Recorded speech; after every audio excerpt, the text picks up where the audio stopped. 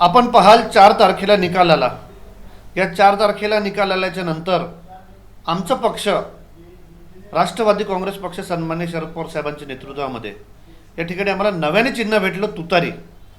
आणि या ठिकाणी लोकसभेमध्ये 10 लोकसभेच्या सीटा लढवत असताना त्या ठिकाणी निवडणूक आयोगाच्या माध्यमातून तुतारीच्या सोबतच पिपाणी म्हणजे ते पण एक वाजंत्री आहे हे यंत्राचं त्यांना चिन्ह त्यांनी त्या ठिकाणी दिलं. आणि आपण पाहाल की आज एक उमेदवाराला तुतारीच्या नंतर पिपाणी म्हणून हे चिन्ह दिल्यामुळे आज आमच्या साताऱ्याच्या एका सीटचं नुकसान झालं. आज आम्ही 10 पैकी 8 निवडून आलो. 9वी आमची शुअर शॉट होती, पूर्वी निवडून पण आली, पण कुठंतरी निवडणूक आयोगाने ही गोष्ट गांभीर्याने न घेतल्यामुळे इथं आमचं नुकसान झालं. एवढंच नाही तर आपण बीडमध्ये पहा, बीडमध्ये पण आमच्या विरोधातला जो म्हणजे विरोधात तर भाजप आहे, पण तिकडं पण पिपाणी किंवा वाजंत्रीचं जे नवीन चिन्ह दिलं त्यांचं सुद्धा 40,000वर तो पोचलाय.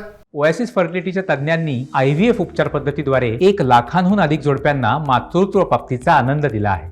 मोफत अपॉइंटमेंट बुक करण्यासाठी आजच संपर्क साधा. या ठिकाणी तुम्ही दिंडोरीची सीट पहा.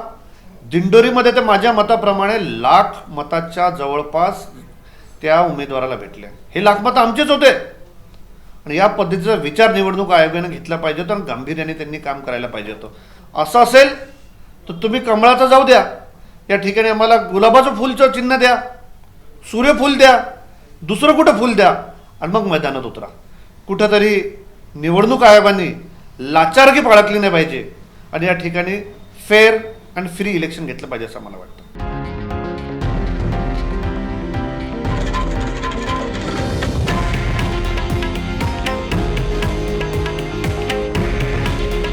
हे आहे देशातील नंबर 1 न्यूज नेटवर्क आणि आपण पाहत आहात TV9 मराठी. काळजी तुमची, हित महाराष्ट्राचं.